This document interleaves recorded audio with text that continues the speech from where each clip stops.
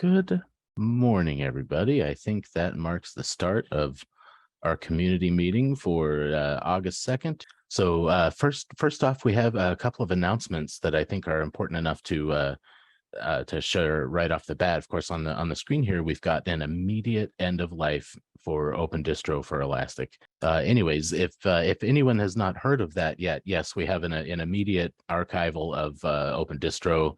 A number of CVEs came up, and it's time. So if you have any questions about that, feel free to ask in the forum, or I'm happy to try to field any questions right now. I've asked for backup, so in case there's any tough questions there, I have some reinforcements. So thanks, Charlotte, for coming along. Does that directly affect anyone on the call? I'm curious. I'm wondering. Yeah, we're having some problems with from Northwestern Mutual, downloading some of the old packages that were out there.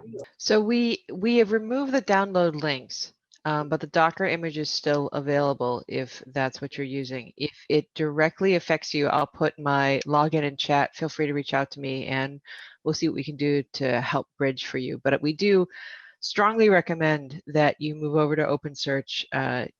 As Nate said, there are a lot of CVEs and vulnerabilities in Open Distro that, because it's based on Elastic 7.10.2, which was end of life itself in May, we cannot patch. But I'll drop my login in the chat, and I'm happy to help bridge in whatever way it works for you.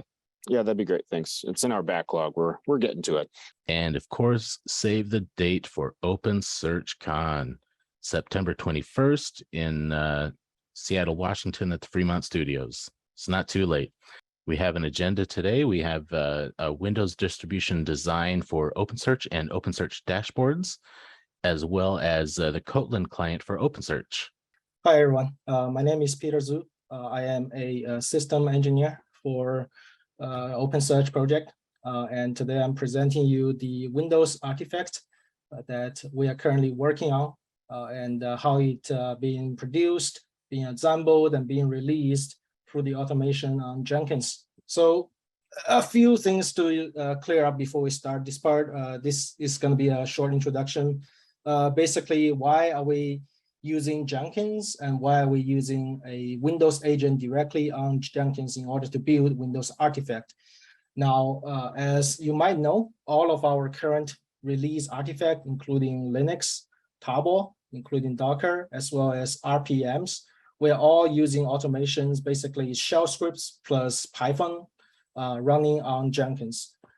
Recently, we have our Jenkins already public to the outside, so everybody who has access who has internet access can just directly use the our Jenkins in order to see all of our build logs and all of the process. So it's very clear to everybody on how we actually build it, how we actually distribute it.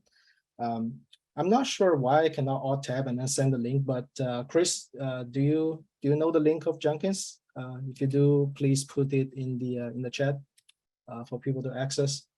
But yeah, so we normally only have two agents on Jenkins, which is Linux on Amazon Linux 2 and Linux for Ubuntu 2004. One is for Docker building, one is for Tarball and RPM building, to be specific.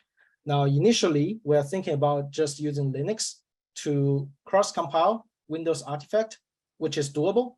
We've tried it on a Linux host and it's working. The problem being that we later discovered that there are certain platform-specific code that only runs on Windows correctly. And there are plugins, notably, if you know KN plugin, which is a native code plugin written in C, C++.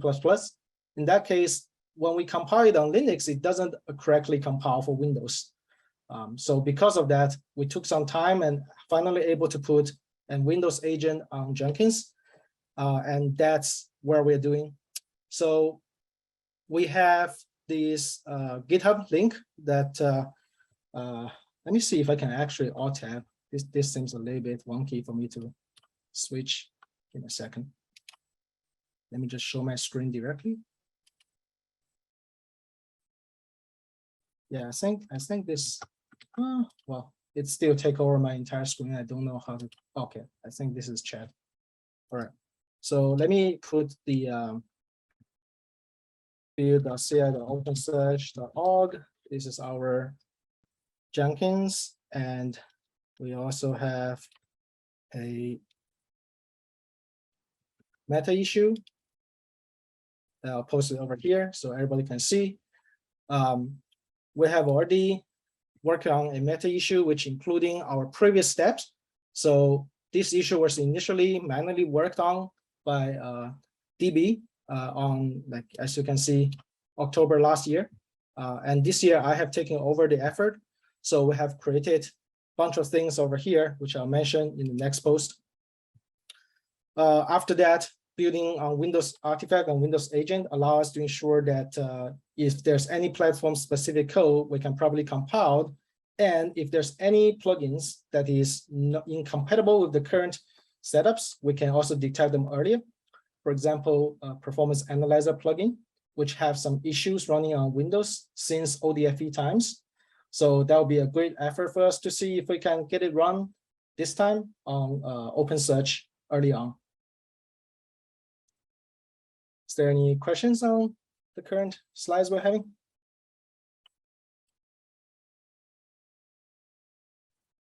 Okay, so let's go to the next one.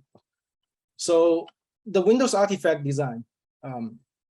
Currently, we are having a design doc already presented to the public, which you can see over here. I'll also post the link in the chat. This design doc, we have listed all the requirements that we're going to do for the Windows artifact that we're going to release. We have some frequently asked questions you can have over here. And we have set up 6 milestone posts over here, which is similar to RPM if you guys have read the issues on RPM before. It basically lists out every single task for each milestone we're able to achieve and what kind of estimate we're planning to have it. As you can see, we're planning to have Windows zip file as well as Windows MSI executable installer for Windows. We have the status for each steps, and we have some notes over here. So if you are interested in the entire steps we're gonna do to achieve the release, this milestone will greatly help you. Next, we have the so planned Windows artifact. What can you expect? As I just said, we have zip and MSI as 2 different formats. We're gonna initially only support x86 64 because ARM64 on Windows is still in research, and we currently everything is still built on x64. So we're gonna focus on releasing an x64 artifact first. After that, we're gonna run everything. The Windows agent we described before is gonna be on Windows 2019 server.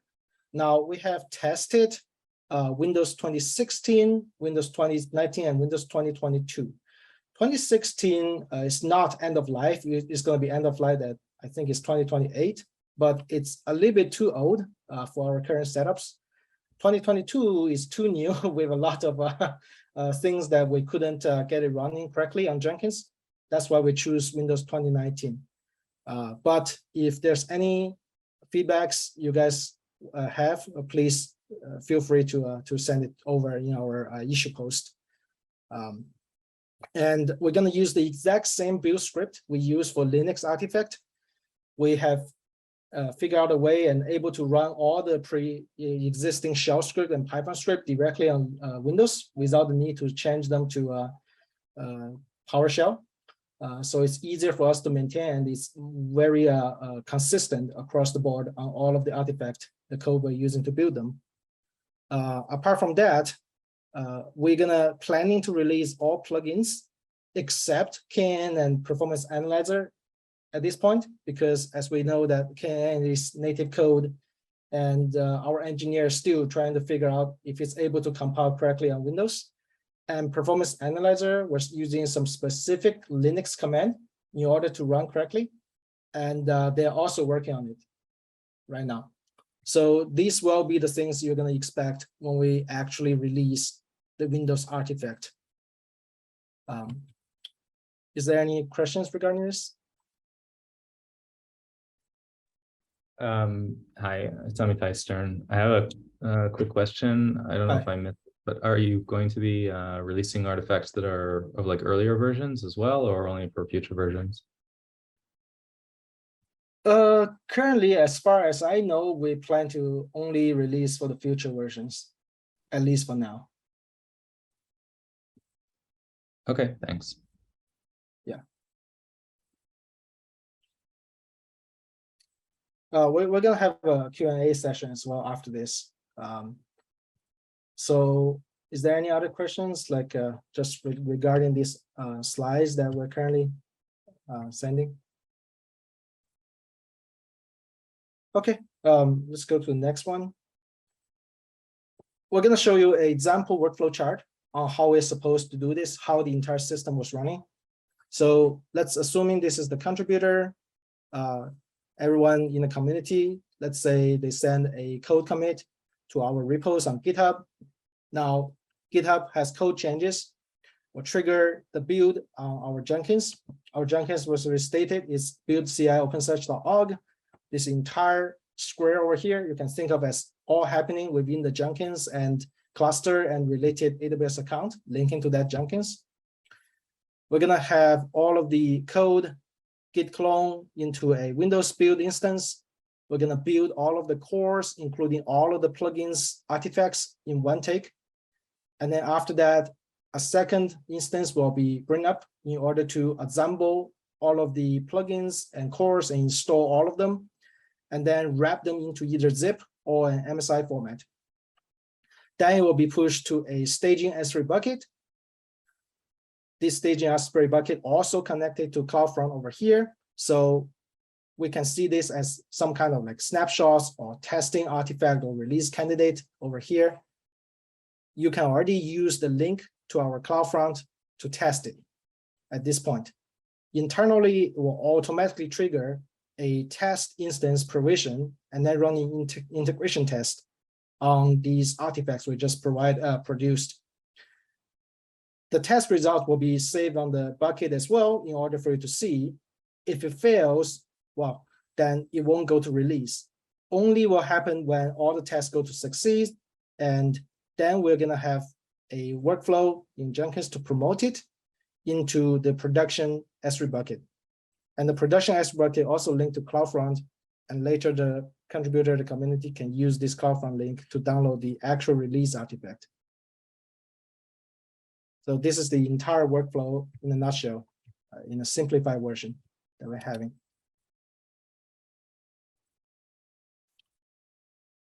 Is there any questions regarding this setup we're having?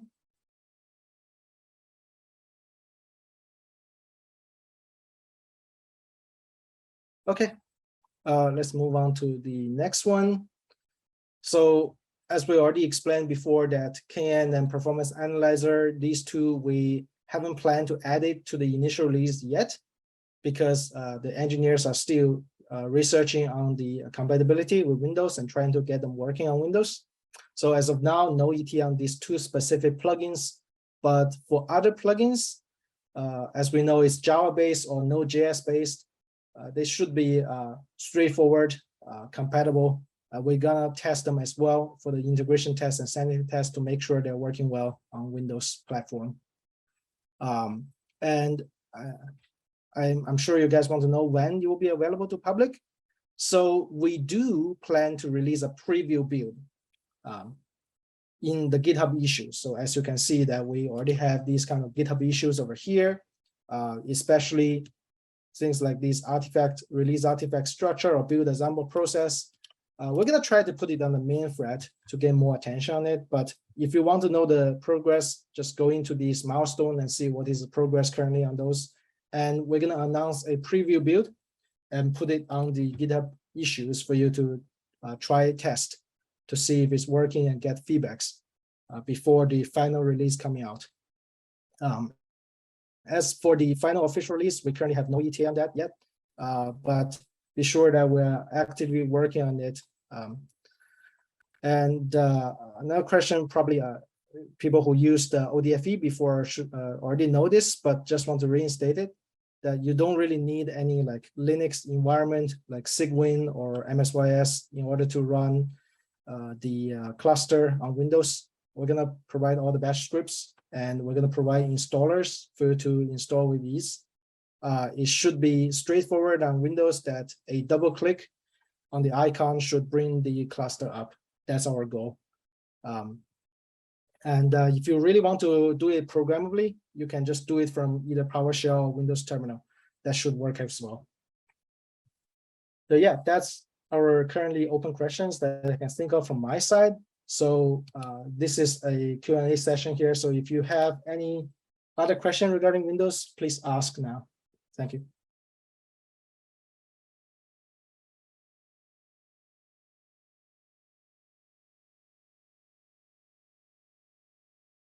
Hello, I have a question. This is Lukáš from Maven. Hi. Can we expect, or do you think about running performance tests on Linux and versus Windows environment, and see if there are some changes, some unexpected changes, let's say this way? We're actually doing performance testing every single release and post the results on the release issue. Not sure if you are aware. I'm specifically asking about the Windows. I'm not sure if you currently performance tested on Windows. Maybe yes, I don't know. For now, we haven't tested yet because we're currently trying to bring up a artifact, a preview artifact first. That's the first goal. Once it's out, we can work with the performance and performance team to see if we can run it directly on Windows. Yeah, we'll definitely try that. Yeah. Okay. Good. Yeah. Thank you. Yeah. Thank you. Any other questions? By the way, I think I forget to mention that over here that we are actually already testing the Windows agent running on our server. So this is, as you can see, it's able to actually build on Windows for a few of them. This is OpenSearch, and we have included a few plugins such as Job Scheduler into it, and it's actually able to build.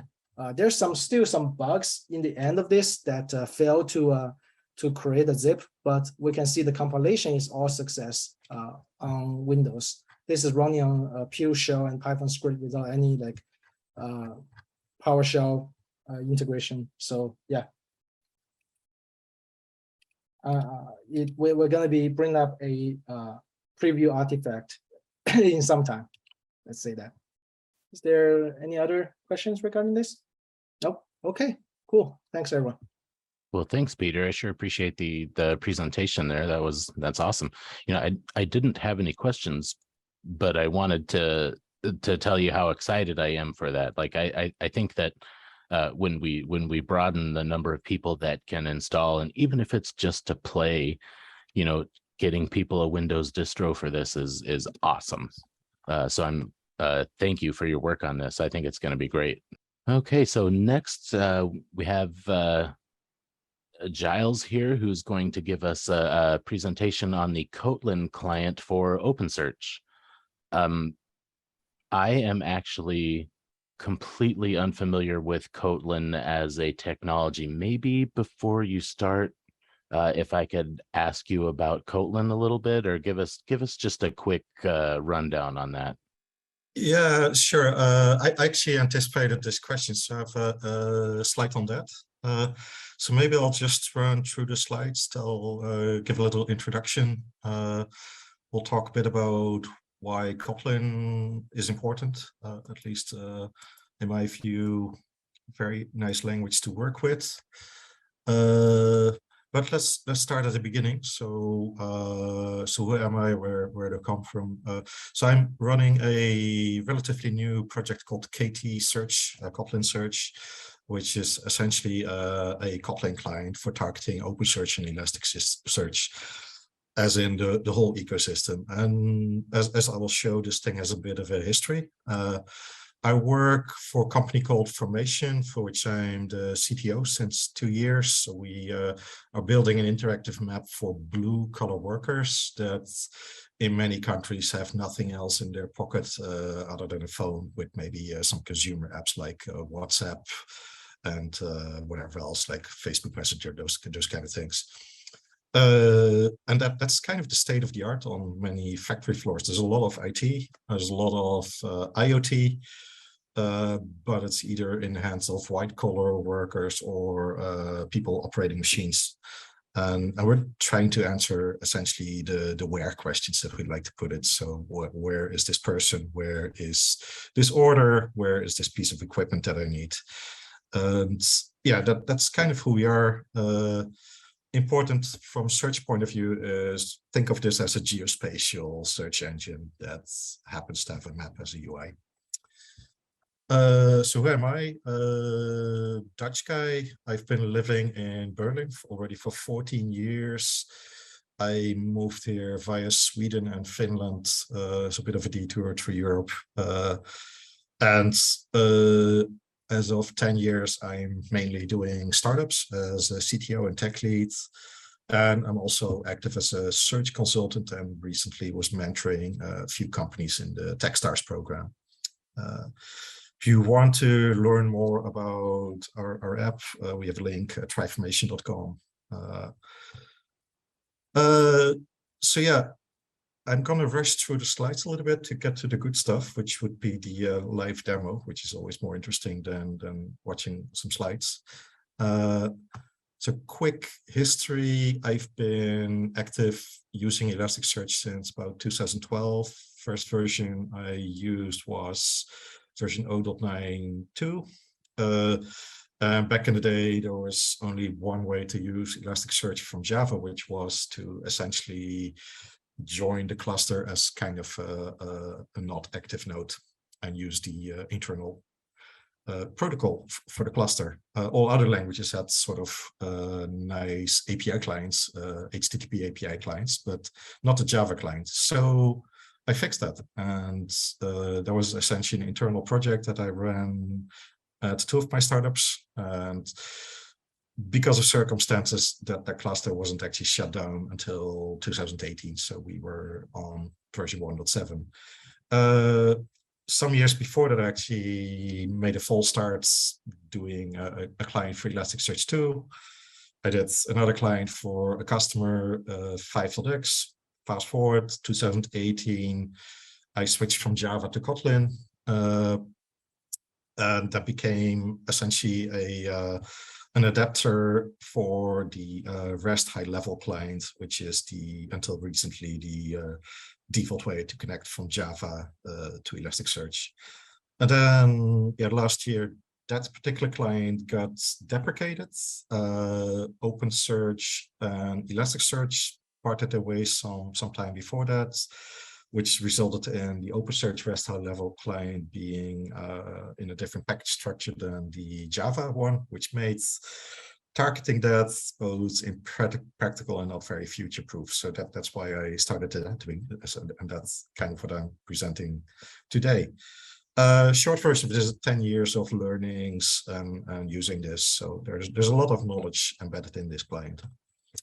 So what's Kotlin? It's a originally JVM-based language that was designed by JetBrains, famous for IntelliJ, to essentially replace Java. They looked at a bunch of other languages, but in the end decided to do their own language. It got adopted really early by Google in the Android ecosystem because they were stuck with Android on a particularly old version of Java, and Kotlin, being a drop-in replacement, actually just worked and offered a lot of advantages. It has a lot of features that I'm not going to dive into. If you're a Java programmer, the short version of it is that you might want to try Kotlin. And it works anywhere Java works. So I'm mainly a backend programmer, so I used a lot with Spring Boot projects and those kind of things. Other thing that's important is actually there's a thing called Kotlin multi-platform that can actually target all the compilation targets they have, which is currently JVM, They have, of course, Android can target as well with JVM, and then they have a native compiler for iOS, so you can do libraries that work both in Android and iOS, and build beautiful cross-platform applications with that, using, for example, Flutter as the UI. And then there is a browser compiler or transpiler that compiles Kotlin to JavaScript, which I've actually used as well. And then there's a growing ecosystem of multi-platform libraries, and this is important because KT-Search is a multi-platform library, so it works on all of those. Which is interesting because that means you can do search from your phone, from your browser, or from your enterprise application server, whatever you want. And then there is actually a WebAssembly compiler in the works as well, which had an early release a few weeks ago in an experimental form.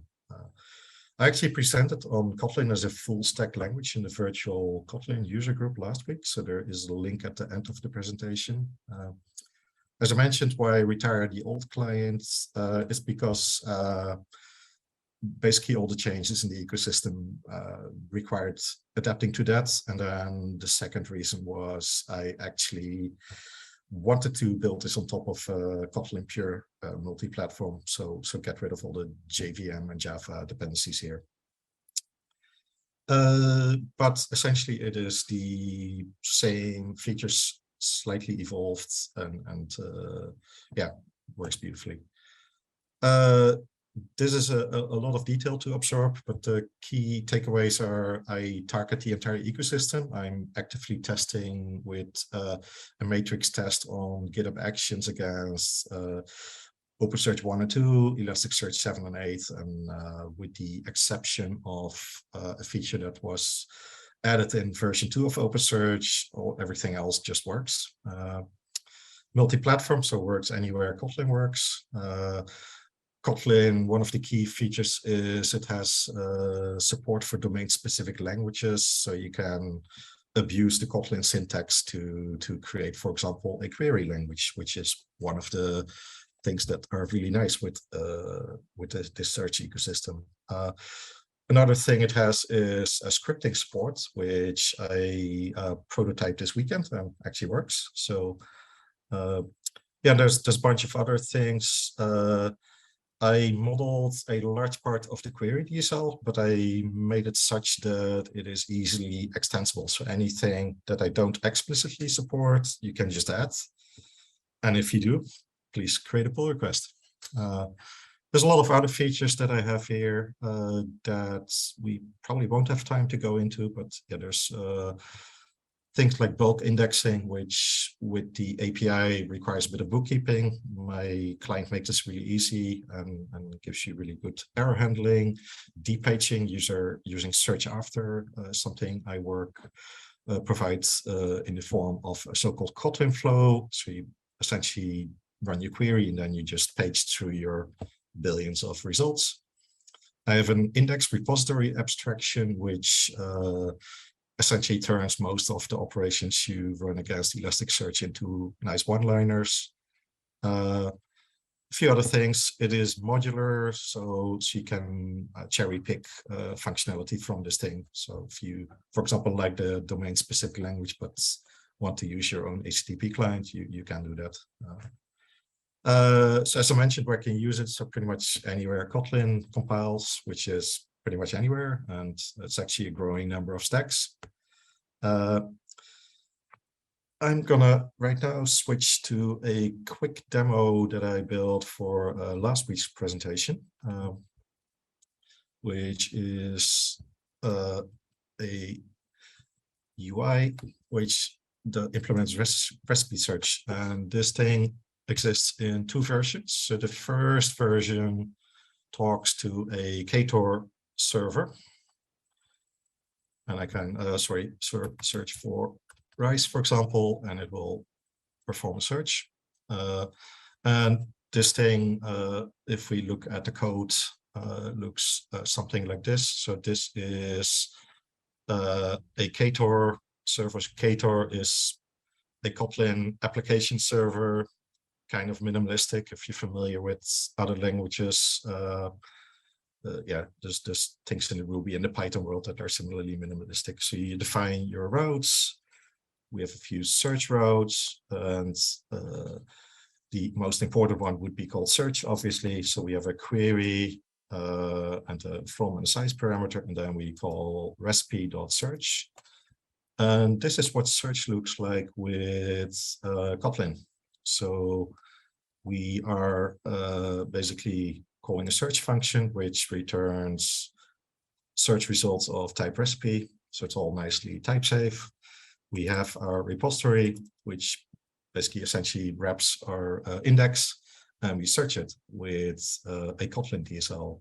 And this kind of should look similar to what you would normally type in JSON form to your curl command or whatever you use to query a search engine. But instead it's Kotlin, so it's type safe. So we have our bool query with a few should clauses, a match phrase against a field called title, which I could also model like this. So I could say recipe : title, which is essentially a reference to the title property in the recipe class. So there's all sorts of type safe niceties like this. If for whatever reason I discover that bool has a new attributes that I just never knew about, I can just go this and fumble it in.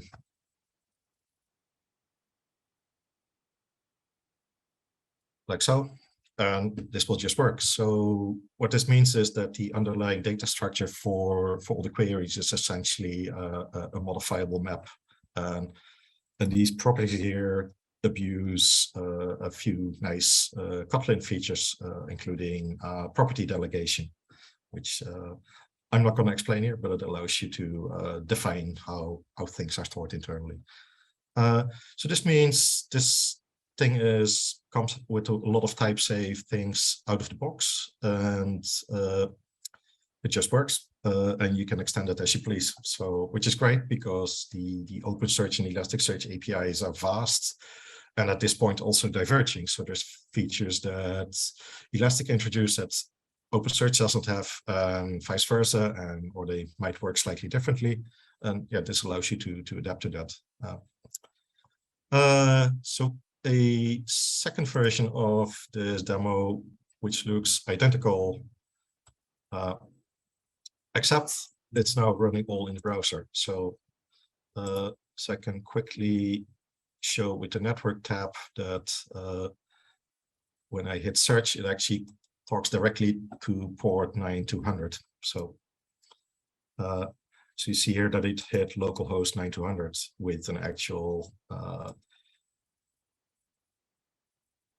right, in this case, there was no thing. Yeah. Interesting. Let's see if we can do this again. So for some reason, it's not capturing the payload browsers. In any case, you have to take my word for this. There's exactly the same thing, except it is running in a Kotlin JS web application that we wrote. So this entire UI is generated from Kotlin JS. It embeds the multi-platform client and essentially just uses that. If you are interested in learning about the UI parts, I have this long presentation that I did last week. When I say long, it's an hour long. So wrapping up, so what is the status of this project? It's essentially feature complete and useful now. So I'm not aware of any major bugs or issues. That being said, I don't have a lot of users yet. It is, in my view, better than one that ORAV was. I think I have around 100 stars for that one on GitHub.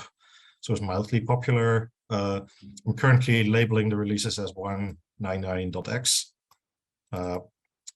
mainly because I'm still testing and I want to actually integrate this thing into our own tech stack before I label this as a 2.0. So I want to dog food this. There are a few alternatives, of course. So there are the official Java clients from Elastic, the REST high-level clients from Elastic and OpenSearch. There's a new ES Java API client, which is not open source. And then on the Kotlin side, there are a few libraries, including my own deprecated ES Kotlin client, which is basically KT-Search 1.0.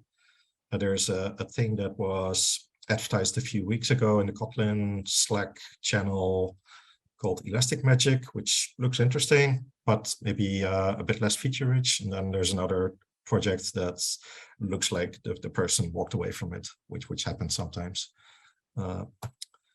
So basically, if this sounds interesting, we are actually looking for developers that are excited about working with Kotlin. And then here are a few links to the library, code I mentioned, and the YouTube presentation from last week.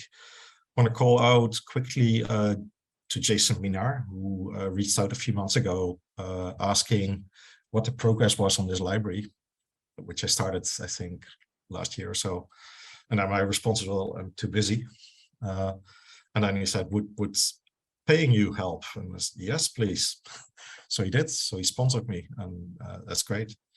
Some asks, test and use this, give me feedback, make some pull requests if you think something needs improving, or create issues, start me on GitHub. If you need me, next to being a CTO, I'm active as a part-time search consultant, so I can come in and solve problems. I do architecture reviews, team mentoring, everything. So with that, I'm gonna hand over and maybe open the room for questions. If there are no questions, then I think I'm just gonna end it here.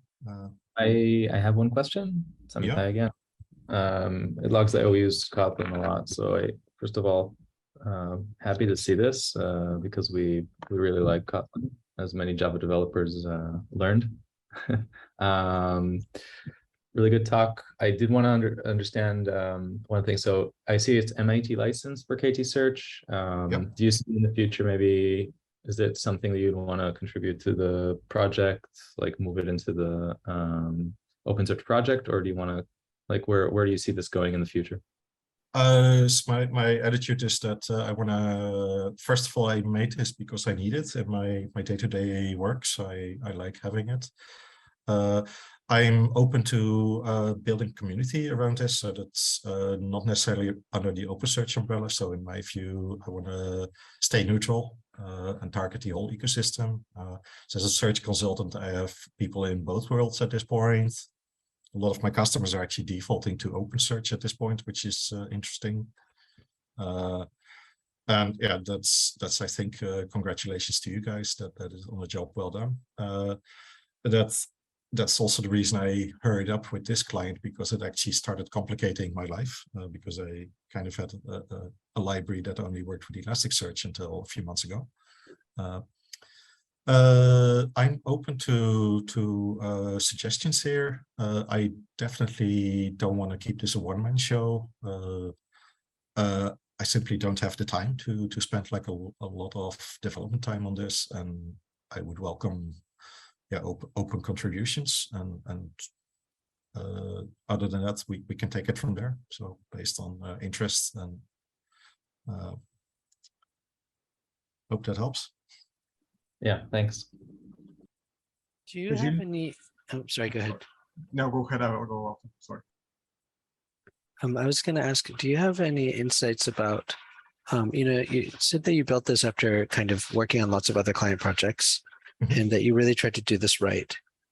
Yeah. Are there things that you feel like you fixed from other types of clients, or things that are these things that are just like Kotlin is good at, that you made it more language? No, the original Java client had a background of having done quite a lot of Spring development, so I was used to the repository abstraction.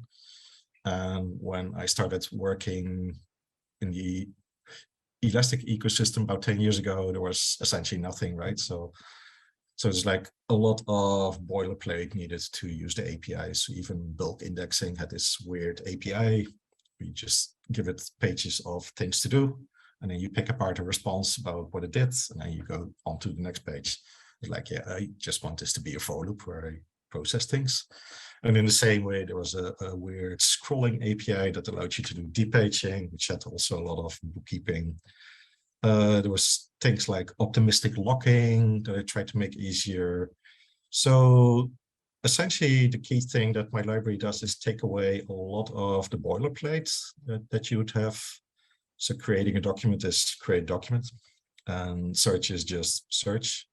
And things, more complicated things like bulk indexing, bulk sessions is a thing that the library offers. Having a type-safe domain-specific language that doesn't rely on like Java builders with a lot of boilerplate for that is a nice thing. So those are all the kind of the key things. And then Kotlin has a few unique features, one of which is extension functions. So you can take any existing API and introduce some shortcuts and niceties. And yeah, I tend to use that a lot. So the original Java client was actually just that, a Java client. And then the first Kotlin client added a lot of extension functions to the Java REST high level client, which out of the box is, I would say, quite painful to use because it's based on this old Java internal protocol that they used to have, which is also the reason it's being deprecated, because it's just compared to other languages a quite complicated client to use. So yeah, that's kind of where this comes from. My ambition is to make this the nicest library in the ecosystem to use for Kotlin at least. So if there are nicer clients out there, I want to know about them and learn from them and improve. Awesome. That answers your question. Yeah. Hey, Jill, it's Andrei from Avon. Thanks a lot for presentation. I have a question. Have you come up with any automation around catching the deprecated API usages in your clients? So it Sorry, can you repeat that? Have you come up with any kind of automation to catch deprecated API usages in your clients instead of just making it compilation error? Not really. So I haven't really seen that as an issue. So it's all type safe. So if something shouldn't work, the compiler will tell you. But yeah, that's like post factum, right? Yeah. If an API gets removed, you get I mean, there are code analysis tools that will tell you about duplicated calls, but yeah. Not sure if that fully addresses your question, but yeah, it's not something I've put a lot of thought in. Let's put it like this. Oh. Thank you. Yeah. I have one more question. Does the client support basically both worlds simultaneously, or do you have some way, like, does it, differentiate? Because I mean, the two projects are going to become separated pretty soon. So right now I treat it as a REST API that's essentially for all of the core features is for all practical purposes identical. So my test suite tests most of the features in the library, and that just runs against the entirety of basically OpenSearch 1.x, 2.x, Elasticsearch 7 and 8. So I literally fire up Docker containers and have a matrix build that runs these things on every merge to master. And those tests pass, with the exception of search after, which was a feature that was added, I think, last year in OpenSearch. So that's in 2, but not in 1, as far as I know. Regarding the JavaScript and JVM part, so the beauty of multi-platform Kotlin is it compiles to whatever Kotlin compiles to, and I have no JVM jar dependencies in the project at all, so plan to keep it like that. I could technically also compile it to with a native compiler, so that would work on Linux or Windows, on iOS, except I I'm not really a native developer for any of these things, so no time to test that. Should just work. In the same way, I expect also WebAssembly will be an ecosystem that we can target with this. So once the Kotlin WebAssembly compiler matures, I'm hoping to target that, and then we will be able to use this in Amazon Lambda functions, edge networking, wherever else people use WebAssembly in browsers, obviously. So that's kind of the stance here. So the project kind of is a Kotlin native project, or sorry, natively a Kotlin project, I should say, in the sense that we just stick with all the conventions in that ecosystem, use all the beautiful multi-platform libraries that are available for things like JSON serialization, date and times, and a few other things. So, well, that's awesome. Yeah. Thanks for sharing your project. I think if you want to drop your email for any further questions, feel free to do that. Otherwise, I wanted to make some time for open QA here. And if that open QA happens to be questions about your project, that's perfectly fine. Of course, yeah.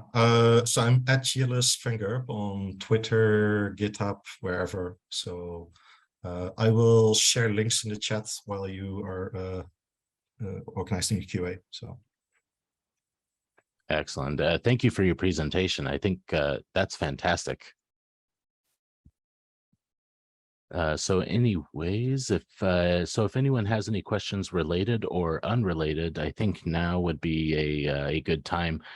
We're coming up on the hour. I have no hard stop. So I'll stick around in case anyone has any other questions. But otherwise, feel free to ask any other questions you might have for anyone. Hi there, Terry from SAS here. I had a question. Hi there. I had a question about installing additional plugins. So we've moved from like Elasticsearch to OpenDistro to OpenSearch, and we use additional plugins like Analysis ICU. We use about 7 of them. And previously, like Elasticsearch would document where to grab the plugins from and how to install them. And they were quite handy, A, to find things, and B, to have things approved. And I think there may be a gap in the current like OpenSearch documentation about these kind of additional plugins. So how is it best to get this additional information? So for example, it says there's installed an additional plugin, taken Analysis ICU as an example. The documentation, I'll put the link in actually. It says like use the Maven coordinates to a plugin zip file or a URL to a plugin zip file. But I've been trying to find where exactly those Maven coordinates would be, or the plugin zips would be. So we've had to kind of guess where the zip files are to find them at the moment. But that makes it harder for things to be officially approved internally for us. Yeah, so are you talking about building the plugins or just installing them to an existing instance? So we kind of do both. We kind of package ourselves up the Docker container and create a distribution with these additional plugins added. So we grab the zip files and use those. But there was a change in the documentation between 1.1 and 1.2 and 3, and that there's a list of available plugins, but it only seems to now list the core plugins like OpenSearch, SQL, and security. And it doesn't list these additional plugins for extra language features, which then also raises a concern about the support for them. Interesting. So it sounds like I need to do 2 things here for us, and that is one, to take a note about, you said between which 2 versions, So in OpenSearch 1.1, so put a link into page 1.3, but if you go to 1.1, it lists like all these additional language analysis plugins as available. But if you look at 1.3, it no longer does that. Interesting. So I'm kind of. And then as well, I'll put into the chat an example like of the instructions Elastic would give. So they would give quick instructions of where to grab the zip and how to load it. And obviously, the more official and documentation terms these things are, is the easier it makes our life to get things approved and move the project along and do upgrades and things like that. Because I'm seeing, okay, OpenSearch plugin installation. I'm actually seeing the same list of available plugin versions for each version, even down past 1.3. Yeah, so if you go to 1.1, like, are you seeing analysis ICU in your list? And Nate, I think Terry is talking about 1.1 is having the the bundled, the core plugins name over there, but 1.3 doesn't have that. Well, in the sense that Terry, actually, like, there's a short way to solve this for now, is that you can just go to the I'll just post the link. You can just go to the core repo, and you should be able to see the plugins folder. we do grab those. So from 1.1, we've been grabbing those, and we have them in development. We're using those, but we're finding it difficult to get them approved now. And it's proven slightly more difficult for analysis ICU in that it doesn't seem to exist like the open Maven repositories. But there's something called analysis ICU client. Oh, analysis ICU is not in Maven. Oh, well, it should be in Maven. Yeah, if I remember correctly, it should be pushed to Maven already. We're only seeing analysis ICU client and only jars. So really what we're looking for is, like, if they just could be listed officially where to grab these things from, rather than us trying to like dig around and like find URLs. So it'd be good if it was just listed, like Elasticsearch. Yeah, I see where you're coming from there. Yeah. Are you looking for zips, or are you looking for both zips and Maven? Because both would be perfect, because we get asked for both during the approval process. Okay. It's just that it says on the plugin installation page that there are Maven coordinates and zip files for both. It would just be good for everything that's available if that was like written down somewhere. Oh, you're absolutely correct. That it takes a official plugin name, Maven coordinates to a plugin zip file, or a URL to a plugin zip file. So maybe we should list those Maven coordinates. Yeah, that'd be perfect. Yeah, for the zip files and the jars. Yeah. Okay. So what I can do for you there is, on your behalf, I can file an issue in our documentation website and see if we can get some movement there, because it doesn't seem like an unreasonable request to me. So I'll go ahead and file that. That'd be perfect. Yeah, because let's say we've been using the plugins for years, and they're like essential to our application. Just make our lives easier. Be great. Yeah, because I would hate to see the topic brought up right at the top and then not even reinforced throughout the following material. So that's I think that's a perfectly reasonable request. I'll go ahead and file it on your behalf. And because I know in one of your last meetups that the guys in the documentation team said they were looking for things like this suggested, because they'd hired a few new people and stuff, and they're wanting to work through these. So awesome. Okay, so that's a great suggestion. Thank you. Sorry about the trouble you're having. Oh, no, at all, no. If you'd like, we can maybe we could start a forum topic and get some immediate answers for you. And then we'll do both. We'll attack it from a couple of fronts, but yeah, it's a good request, and I think we should follow through with it. That's great. Thanks for your help. My pleasure. Okay, well, I have no further subject matter to bring up, so I think we can call this our conclusion here. Sorry, I have a question. Can I ask it? Sure, yeah, go ahead, Eva. So it's a question about the security plugin. It allows for multiple authentication providers, but the dashboards part of it, like on the interface, you can only have one at a time, I think. Like if you got, for example, the basic hours and OpenID, it will either show you the login form or it will redirect you. So is there a way to have like a selector to choose which one you want to authenticate with? Because I saw there was an open issue about this from last year, but no one answered. So I don't know if that's possible. Oh, it's always possible to file a feature request.